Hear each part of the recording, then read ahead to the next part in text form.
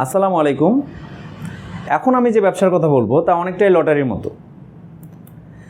তবে লটারি এবং এই ব্যবসার মধ্যে যে পার্থক্য সেটি হলো যে লটারিতে আপনি যদি না জেতেন তাহলে লটারি যে টাকা দিয়ে কিনেছেন সেই টাকাটাও আপনি হারাবেন। কিন্তু এই ব্যবসায় আপনি যদি লটারি নাও জেতেন আপনার পুঁজি হারানোর কোনো সম্ভাবনা নেই। হ্যাঁ, আমি যে বিষয়টি নিয়ে আজকে আলোচনা করব সেটি হচ্ছে যে ক্যাটাগরি 4 বা স্বল্প মেয়াদে গাভী পালন। আমরা এই ক্যাটাগরিতে সাধারণত 8 থেকে 9 মাস কনসিভ গরুকে ক্রয় করে থাকি এবং এখানে বাচ্চা হওয়ার 10 থেকে 20 দিনের মধ্যে গরুটি বিক্রি করা হয়। শুরুতেই জানিয়ে রাখি, এই ক্যাটাগরিতে যাদের গাভী পালনের অভিজ্ঞতা আছে তারাই এই ক্যাটাগরিতে খামারটি শুরু করবেন। বিশেষ করে যাদের বাচ্চা দেওয়ার আগে পরে অনেকগুলি প্রতিবন্ধকতা আছে, এই প্রতিবন্ধকতাগুলো সামাল দেওয়ার মতো দক্ষতা এবং অভিজ্ঞতা বা সামর্থ্য আছে, তারাই মূলত এই ক্যাটাগরিটা নিয়ে কাজ করবেন। আপনারা খেয়াল করে দেখবেন বাংলাদেশে যেসব জায়গায় ক্রসব্রিড গাভী বা গাভীর ক্রসব্রিড জোন আমরা যেগুলোকে বলি সেই সব জায়গাগুলোতে কিন্তু এই ক্যাটাগরির খামারিও অনেক পাওয়া যায়, যারা প্রতিনিয়ত অনেক ভালো মাত্রায় লাভবান হন। এখানে কিছু সুবিধা থাকে, যেমন হচ্ছে আপনার কনসেপ্ট করানোর কোনো ঝামেলা নেই, আপনি রেডিমেড গরু পাবেন। আপনার শুধুমাত্র একটু দক্ষতা থাকতে হবে গরুটাকে ভালো মতো চেনার, আপনি ভালো মানের গরু কিনছেন কিনা, যাতে আপনি লাভ করতে পারবেন। কিনতে জেতা এই শব্দটা আমি কিন্তু বারবার বলি এবং প্রত্যেকটা খামারের ক্ষেত্রে এটা প্রথম শর্ত। আপনার গরু কেনার সময় যতটুকু দক্ষতা আপনাকে ইনপুট দিতে হবে, কিন্তু এই গরুর কনসেপ্ট করানো নিয়ে যে কোনো প্রকার ঝামেলা সেটা আপনাকে বহন করতে হবে না। পাশাপাশি আপনি দেখবেন যে আমরা যে 8-9 মাস আমরা কনসেপ্ট করা গরু কিনতেছি, গরুটাকে কনসেপ্ট করার পর থেকে 8-9 মাস যে লালন পালন করা হয়, এখানে কিন্তু অনেক ধরনের ঝুঁকি আছে, অনেক ধরনের সমস্যা আছে। খাবারের ব্যবস্থাপনা বলেন, বাসস্থানের ব্যবস্থাপনা বলেন, তারপরে গরুর ক্ষেত্রে অনেক ধরনের আপনাকে সাপোর্ট দিতে হয়, কমফোর্ট দিতে হয়, যার কারণে এই জায়গাটার ঝামেলা আপনাকে কিন্তু পোহাতে হয় না। এখানে শুধুমাত্র আপনি বেনিফিটেডই হবেন, তবে কিছুটা সচেতনতা আপনাকে অবলম্বন করতে হবে।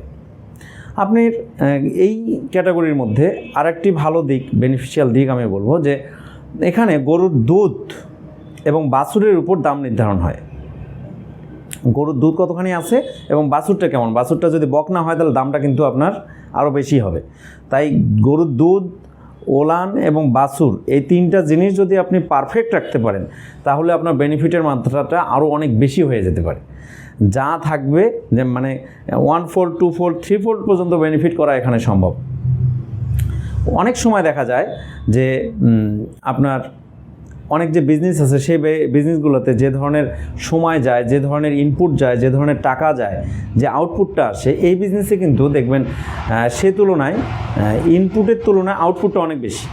আমি যে টাকা ইনভেস্ট করতেছি, যে মেধা ইনভেস্ট করতেছি, যে শ্রম দিচ্ছি, তার তুলনায় বেনিফিটটা অনেক বেশি চলে আসে।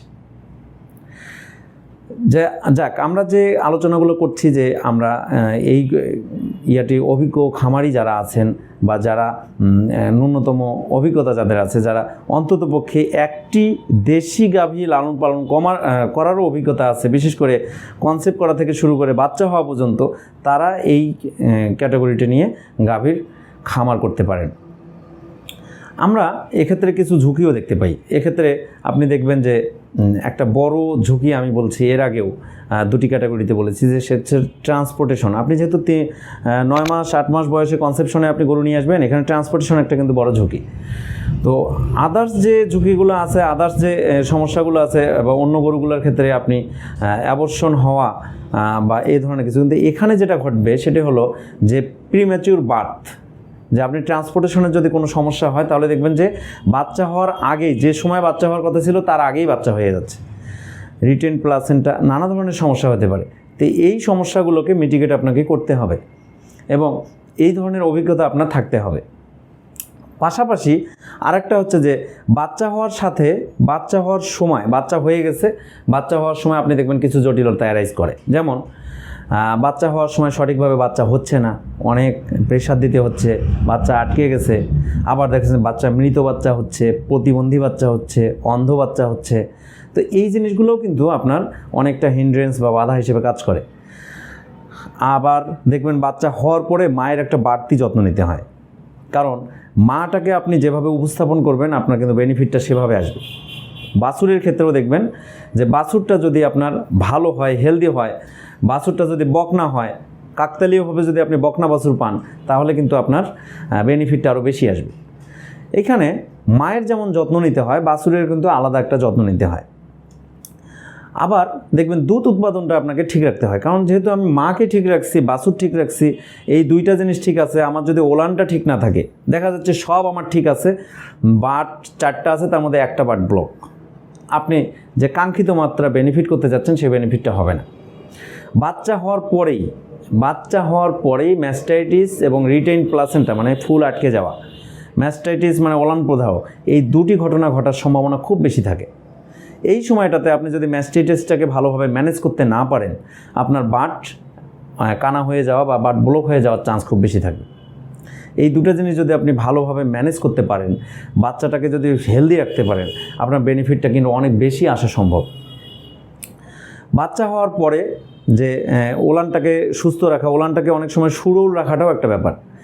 বাচ্চা হয়েছে, আপনার দুধ হচ্ছে স্বাভাবিকভাবে, দুধটা আপনি মিল্কিংটা স্বাভাবিকভাবে করছেন কি না, এইটার অভিজ্ঞতাও আপনাকে থাকতে হবে। তা না হলে আপনি দেখবেন যে সঠিকভাবে যে ওলানটার স্বাস্থ্যটা মেনটেন করার কথা, ওলানটাকে সেভাবে আপনি মেনটেন করতে পারছেন না। মূলত ওলান, বাছুর এবং গরু, এই 3টা জিনিস দেখেই কিন্তু আপনার এখানে দামটা নির্ধারণ হবে। আমি এখানে বলে রাখি যে আপনারা কিন্তু দেশি গরু দিয়েও এই খামারটা শুরু করতে পারেন। দেশি গরুতে লাভটা কম হবে, কিন্তু একেবারেই কম না, মানে যেমন ইনভেস্ট হবে তার থেকে কিন্তু আপনি রিটার্নটা অনেক বেশি পাবেন। অনেক খামারি আছে যারা কিন্তু এই বিজনেসটা করে থাকেন দেশি গরু থেকে। তো এখন আপনাদের আমি একটা ক্রস গরু আমরা কিনবো, সেটাকে সেল করব। ক্রস গরুর লাভ এবং খরচের হিসাব আপনাদের দেখিয়ে দেব। আমি এখানে মোটামুটি মানের আপনার 8 থেকে 9 মাসি কনসেপ্টের একটা গরু কিনছি। আমি খুব বেশি মানে পার্সেন্টেজ বা খুব বেশি গুণগত মানে বেশি কোয়ালিটি ধরিনি। আপনি যদি বেশি কোয়ালিটির গরু কিনতে পারেন, বেশি হাই ইয়েল্ডিং কাউ কিনতে পারেন বা বকনা কিনতে পারেন, সেখানে কিন্তু আপনার বেনিফিটটা আরও বেশি থাকবে। আবার যদি আপনি দেশি গরু দিয়েও শুরু করেন তাতেও সমস্যা নেই, কিন্তু বেনিফিটটা কম থাকবে। তো বাজারে আমরা মূলত 8 থেকে 9 মাসি কনসেপ্ট একটা গরুকে আমরা 1,50,000 থেকে 1,80,000 টাকায় কিনতে পারবো। 1,50,000 বা 1,80,000 এই জন্যই বলছি, আপনি কিন্তু যদি দেশি গরু কেনেন আপনি আরও কমে কিনতে পারবেন, এবং আপনি যদি আরও বেশি পার্সেন্টেজে গরু কেনেন আপনি কিন্তু 2 লক্ষ, 2.5 লক্ষ, 3 লক্ষ টাকাতেও কিনতে পারেন। কিন্তু আমি মোটামুটি মাঝারি গ্রেডের আমি একটা গরু ধরেছি। এর ক্ষেত্রে আমি যে হিসেবটি দেখিয়ে দেবো, আপনার লাভ খরচটা আপনি যে ধরনের গরু কিনবেন তার উপর বেস করে কম বেশি হবে। এক্ষেত্রে আমরা মোটামুটি 2 মাস অথবা 45 দিনের মতো আমরা রাখতে পারি। অনেক ক্ষেত্রে 30 দিনও আপনার কাঙ্ক্ষিত বেনিফিটটা আসতে পারে, 20 দিনও আসতে পারে। তো আমি 2 মাস রাখছি, বা 60 দিনে আমাদের যে খরচটা হবে মোটামুটি 10 থেকে 20,000 টাকা খরচ হতে পারে। এখানে অনেক ধরনের খরচ আছে, সবগুলো খরচই ইনক্লুড করা আছে, কারণ এখানে আপনার ম্যানেজমেন্টাল কস্টিংটাই বেশি আসবে। তো আমরা 2 মাসে বা যদি আপনার 30 দিন রাখেন তাহলে আপনার খরচটা আরও কমে আসবে, আর যদি 45 দিন রাখেন তাহলে আরেকটু বেশি হবে, এবং 2 মাস রাখলে আমার মোটামুটি 10 থেকে 20,000 টাকা খরচ হবে। আমরা এই 10 থেকে 20 দিন, বাচ্চা হওয়ার বয়স হয়ে গেছে, বাচ্চা হয়েছে, আমি এখন 20 দিন বয়স হয়ে গেছে, এখন আমি বিক্রি করব। এক্ষেত্রে আমি যে গাভীটাকে আমি বিক্রি করতে পারবো 1,90,000 থেকে 2,40,000 টাকায়। 1,90,000 থেকে 2,40,000 টাকা আমি বিক্রি করতে পারবো। এখানে নিট বেনিফিট আসবে 30 থেকে 40,000 টাকা। তো আপনার অন অ্যান এভারেজ মাসে কিন্তু 15 থেকে 20,000 টাকা আপনার বেনিফিট থাকবে। এটি আমি মোটামুটি মানের একটি ক্রস ব্রিড গাভীর একটি তুলনামূলক চিত্র আমি দেখালাম। দেশি গরুর ক্ষেত্রে আপনার ইনভেস্ট কম হবে, কিন্তু আউটপুট দেখবেন আপনার ভালো আউটপুট আসবে। আর যদি আপনি আরও ভালো মানের গরু কেনেন ভালো বেনিফিট হবে। একই কথা বারবার বলছি, এই জন্যই বলছি যে আপনাকে অবশ্যই কেনার ক্ষেত্রে দেখে শুনে বুঝে, আপনার অবস্থান বুঝে আপনাকে কিনতে হবে, যেন আপনার বেনিফিটটা আপনার মাত্রায় থাকে। তারপরেও বলে রাখি, এই গরুর ক্ষেত্রে লাভটা অনেকটা নির্ভর করবে আপনার, আবার বলে রাখি, মানে এটি আমি রিকল করতেছি আপনাদেরকে, আপনাদের মাথায় রাখতে হবে গরু কিনতে যাওয়ার ক্ষেত্রে, সেটা হচ্ছে পার্সেন্টেজ, গরুর ওলান, বাছুর যদি বকনা বাছুর হয়ে যায় তাহলে আপনি একটা এক্সট্রা বেনিফিট পাবেন, এবং দুধ ভালো রাখতে হবে। এই 4টা ক্রাইটেরিয়া যদি আপনার মেনটেন রাখতে পারেন, আপনি দেখবেন যে এখানে বেনিফিটটা অনেক ভালো হবে।